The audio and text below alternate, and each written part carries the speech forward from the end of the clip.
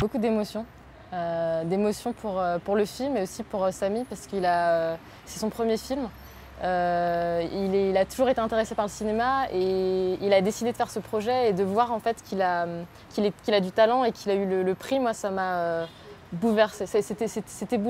J'étais bouleversée aussi pour lui et aussi pour le cinéma égyptien parce que c'est vraiment un cinéma que j'apprécie et qui me touche. Et le film, c'est l'histoire d'un crime. C'est un papa qui rentre chez lui et se rend compte que sa fille est enceinte, enfin look like she's pregnant. Il la voit et il décide, il lui parle, lui dit mais qu'est-ce que tu as fait, avec qui tu as commis ce crime, avec quelle est la personne avec qui tu as couché, et il décide de la tuer. Sauf qu'après en fait sa maman à l'hôpital réalise qu'en fait elle n'était pas pregnant, mais c'est qu'il y a une maladie qui est très rare et qu'on ne connaît pas, qui est liée aux règles, c'est-à-dire que certaines jeunes filles, leurs règles s'accumulent dans leur ventre, donc on a l'impression qu'elles sont enceintes.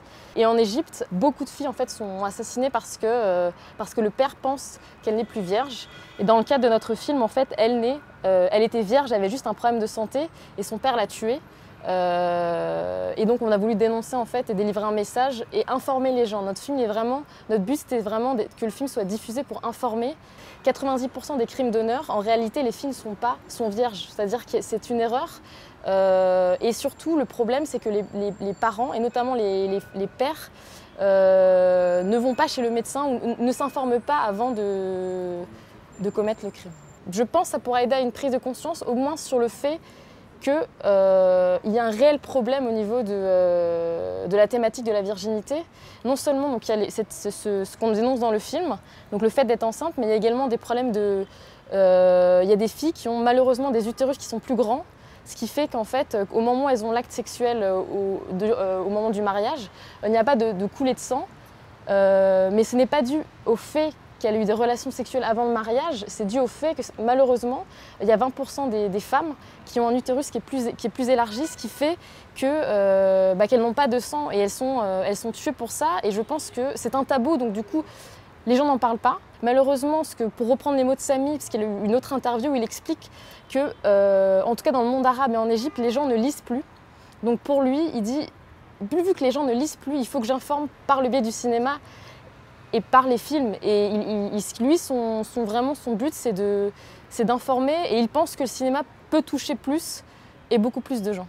Je trouve que c'est un festival qui fait du bien.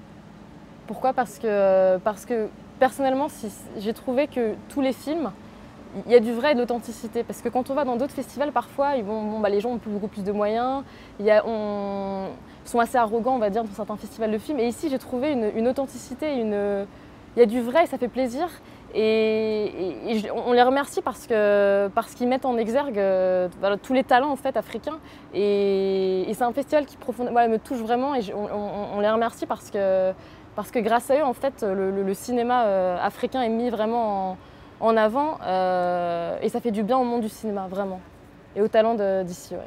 Samy, avant même de recevoir le prix, il a commencé à travailler sur un script. Sur l'histoire notamment en Égypte, il y a donc des jeunes garçons qui conduisent des tuk-tuk. Ce sont des petites voitures, des petites motos en fait dans lesquelles ils transportent des personnes.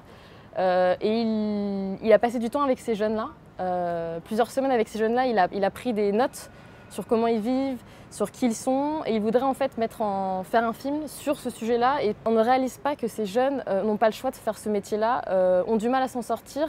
On a l'impression que ce sont des délinquants, alors que non, ce ne sont pas tous des délinquants. Ce sont des jeunes qui essaient de s'en sortir, mais la société leur met tellement de barrières qu'ils ne s'en sortent pas.